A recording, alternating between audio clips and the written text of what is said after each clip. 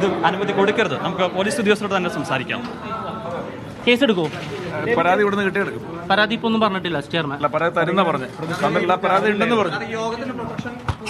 കൊടുക്കണ്ട്. ഇത് അറിഞ്ഞിരുന്നോ നേരത്തെ ഇങ്ങനൊരു സമരം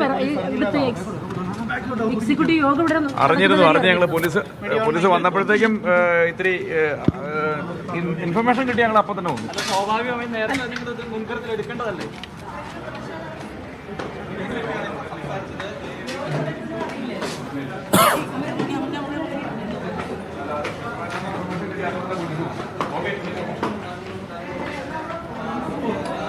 ACP ആണ് ഇപ്പോൾ സംസാരിച്ചത്. ഇതിന് പോലീസ് സുരക്ഷയെ സംബന്ധിച്ച കാര്യങ്ങളാണ് നമ്മൾ ചോദിച്ചത്. പോലീസ് സുരക്ഷ സംബന്ധിച്ച് യോഗം നടക്കുന്നതായി തങ്ങൾക്ക് വിവരം ലഭിച്ചിരുന്നു എന്നാണ് പറയുന്നത്. പക്ഷേ തങ്ങൾ 11 മണിക്കാണ് യോഗം. അതിന് തൊട്ട് മുന്നോടിയായി യോഗം തുടങ്ങുന്നതിൻ്റെ തൊട്ട് മുന്നെയാണ് യൂത്ത് കോൺഗ്രസ് പ്രവർത്തകർ പ്രതിഷേധിക്കുകയും ചെയ്തത്. ആ സമയത്തേക്ക് പോലീസ് എത്തുകയും ചെയ്തിരുന്നില്ല. എന്തുകൊണ്ടാണ് തങ്ങൾ ഈ നേരത്തെ എത്താത്തത്, അല്ലെങ്കിൽ സുരക്ഷ ക്രമീകരണങ്ങൾ കാര്യങ്ങൾ ചോദിച്ചപ്പോൾ തങ്ങൾ എത്തി. പക്ഷേ നമ്മൾ യോഗം തുടങ്ങുന്നതിന് മുമ്പ് തന്നെയാണ് ഈ പ്രതിഷേധം വന്നത്. അതുകൊണ്ടാണ് പ്രതിഷേധക്കാരെ തടയാൻ സാധിക്കാത്തത് എന്നുള്ള ഒരു വിശദീകരണമാണ് ഇപ്പോൾ പോലീസ് നൽകുകയും ചെയ്തിരിക്കുന്നത്. എന്തായാലും ബലപ്രയോഗത്തിലൂടെ തന്നെ പോലീസ് ഈ പ്രവർത്തകരെ ഇവിടുന്ന് നീക്കം ചെയ്തിട്ടുണ്ട്. നേരത്തെ അജിംസ് ചോദിച്ചൊരു കാര്യത്തിലേക്ക് തന്നെ ഞാൻ മടങ്ങി വരാം. കാരണം ഇത്തരത്തിൽ ഒരു അപേക്ഷ GCDA ചെയർമാൻ വരുന്നു. GCDA ചെയർമാൻ അത് GCDAക്ക് നൽകുന്നു, ഉദ്യോഗസ്ഥർക്ക് നൽകുന്നു. എസ്റ്റേറ്റ് കമ്മിറ്റിയാണ് ഇക്കാര്യത്തിൽ ഒരു തീരുമാനമെടുക്കേണ്ടത്. ഇവർ ഇത് വിശദമായി പരിശോധിക്കുന്നു. ഇത് വിട്ടു നൽകാനാവില്ല. ബ്ലാസ്റ്റേഴ്സിൽ നൽകിയിരിക്കുന്ന സ്റ്റേഡിയമാണ്.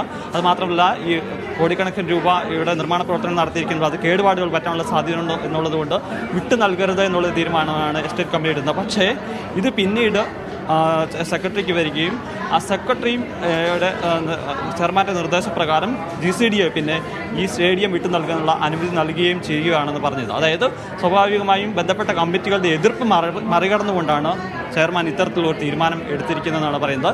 അതിന് ചെയർമാൻ പറയുന്ന ഒരു നിലപാട്, ഉദ്യോഗസ്ഥരല്ല ഇക്കാര്യത്തിൽ തീരുമാനമെടുക്കേണ്ടത്. ഉദ്യോഗസ്ഥർ എന്ത് തീരുമാനമെടുക്കുന്നു എന്ന് വിചാരിച്ചല്ല ഞങ്ങളിവിടെ കാര്യങ്ങൾ തീരുമാനിക്കുന്നത്. ഈ കായികേതര ആവശ്യങ്ങൾക്ക് വിട്ടുകൊടുക്കുക എന്നുള്ളത് GCDAയുടെ തീരുമാനമാണ്. ഇനി ഉദ്യോഗസ്ഥർ അത് വിട്ടു നൽകണ്ട എന്ന് പറഞ്ഞാലും ഇനി ഭാവിയിലും തങ്ങൾ അത് വിട്ടു നൽകും. അത് വിട്ടു നൽകാനുള്ള തീരുമാനം അന്ന് ഞങ്ങൾ എടുത്തിരുന്നു.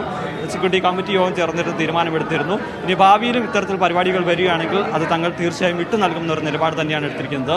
ഇത്തരത്തിലൊരു അപകടം ഉണ്ടായപ്പോൾ, അങ്ങനെ ഒരു അപകടം ഉണ്ടാകുമ്പോഴാണ് നമ്മൾ ഈ സുരക്ഷാ കാര്യങ്ങളിലേക്ക് അല്ലെങ്കിൽ മറ്റു പ്രശ്നങ്ങളിലേക്ക് പോകുന്നത്. GCDAയെ സംബന്ധിച്ചിടത്തോളം ഇത്തരത്തിലുള്ള പരിപാടികൾ ഇതിൽ സംഘടിപ്പിക്കുക എന്നുള്ളത്, അതിലൂടെ വരുമാനം കണ്ടെത്തുക എന്നുള്ളത് ഏറ്റവും അത്യാവശ്യമായ കാര്യമാണ്. അത് ആ ഒരു കാര്യങ്ങൾ മുൻകൂട്ടി കണ്ടുകൊണ്ട് തന്നെയാണ് ഇത്തരം നടപടികളിലേക്ക് പോയത് എന്നാണ് അദ്ദേഹം പറഞ്ഞിരിക്കുന്നത്. ഇതിൽ ചില സുരക്ഷാ വീഴ്ചകൾ ഉണ്ടായിട്ടുണ്ട് എന്നുള്ള കാര്യം സത്യമാണ്. അത് പരിശോധിക്കുന്നുണ്ടെന്ന് പറയുന്നു. പക്ഷേ ഏറ്റവും പ്രധാനപ്പെട്ട ഒരു കാര്യം, ഈ വീഴ്ച ഉണ്ടായി, അപകടമുണ്ടായി, ഇത്രയും നാളുകൾക്ക് ശേഷം നമുക്ക് മേയർ വരുന്നുണ്ട്. നമുക്ക് സംസാരിക്കും. പ്രതിഷേധത്തെ പറ്റി ഞാനൊന്നും പറയുന്നില്ല. കാരണം അതൊരു സംഘടനയല്ലേ. ഞങ്ങളൊക്കെ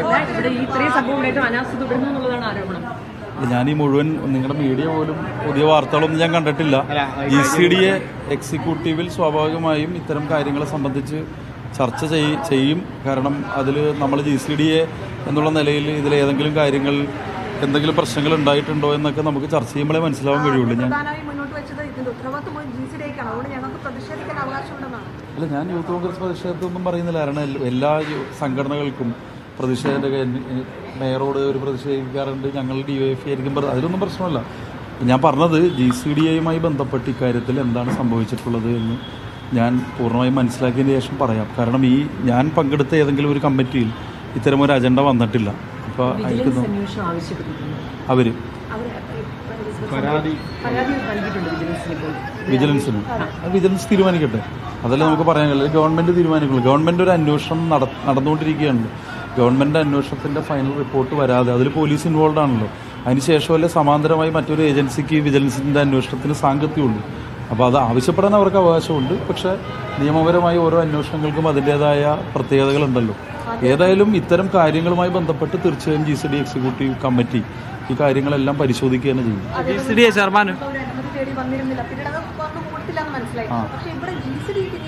അല്ല, അത് എനിക്കത് ചർച്ച ചെയ്താലേ മനസ്സിലാവുള്ളൂ. അതിൻ്റെ ഉത്തരവാദിത്തപ്പെട്ട ആളോട് ചോദിച്ചാലേ മനസ്സിലാവുള്ളൂ. വേറൊരു കാര്യം കൂടെ, ഇപ്പം GCDA ചെയർമാൻ പറഞ്ഞൊരു കാര്യം വെച്ചാൽ, ഈ കായികേതര ആവശ്യങ്ങൾക്ക് വേണ്ടി സ്റ്റേഡിയം വിട്ടുകൊടുക്കാൻ വേണ്ടിയിട്ട് എസ്റ്റേറ്റ് കമ്മിറ്റി വിയോജിപ്പ് പ്രകടിപ്പിച്ചിരുന്നെങ്കിലും എക്സിക്യൂട്ടീവ് ഇവിടുത്തെ കമ്മിറ്റി, തങ്ങൾ ഉൾപ്പെടുന്ന കമ്മിറ്റിയിൽ ഈ വിഷയം വരികയും ഇത് കായികേതര ആവശ്യങ്ങൾക്ക് വിട്ടുകൊടുക്കാൻ പറ്റും അല്ലെങ്കിൽ അങ്ങനെ ചെയ്യുമെന്ന് തീരുമാനിച്ചു എന്നാണ് പറഞ്ഞത്. താങ്കളുടെ യോഗത്തിൽ പങ്കെടുത്ത യോഗത്തിൽ അങ്ങനെ ഉണ്ടായിരുന്നു? ഈ പറഞ്ഞ മൃദംഗ വിഷൻ അല്ലെ അങ്ങനെയല്ല അവരുടെ പേര്, ആ പറഞ്ഞ യോഗത്തിൽ ഞാൻ പങ്കെടുത്തിട്ടില്ല.